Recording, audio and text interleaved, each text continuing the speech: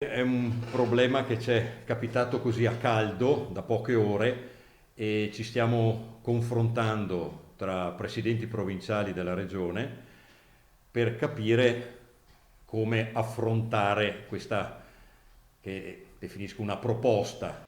Il presidente provinciale dell'Ordine dei Veterinari di Treviso, Alberto Ansoldi, accoglie positivamente la richiesta del presidente Zaia. La categoria, dice, è a disposizione oggi come già in primavera nel colmo della pandemia. È una proposta che apprezziamo dal punto di vista in questo momento così di emergenza, quale è la pandemia che stiamo affrontando, che venga anche chiesto l'aiuto della nostra categoria in quanto operatori sanitari, il fatto di essere coinvolti in questo momento sicuramente come lo siamo stati l'anno scorso quando c'era stata chiesta la disponibilità per i respiratori. Il problema è che ci sono, al di là di quelle che sono le problematiche organizzative, c'è un problema grosso incontrare un abuso di professione.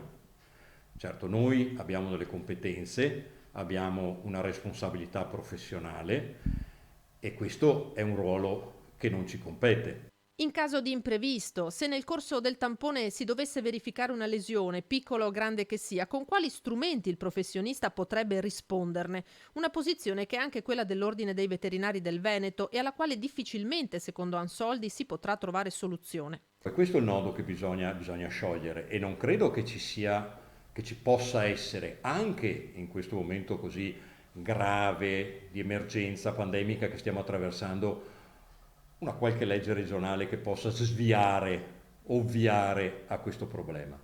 La questione sarà sviscerata nel corso del confronto che ci dovrà essere tra Regione, Ordine dei Veterinari e sindacati. Poi ripeto, la nostra disponibilità all'aiuto assolutamente è sincero e sicuramente non è da mettere in dubbio.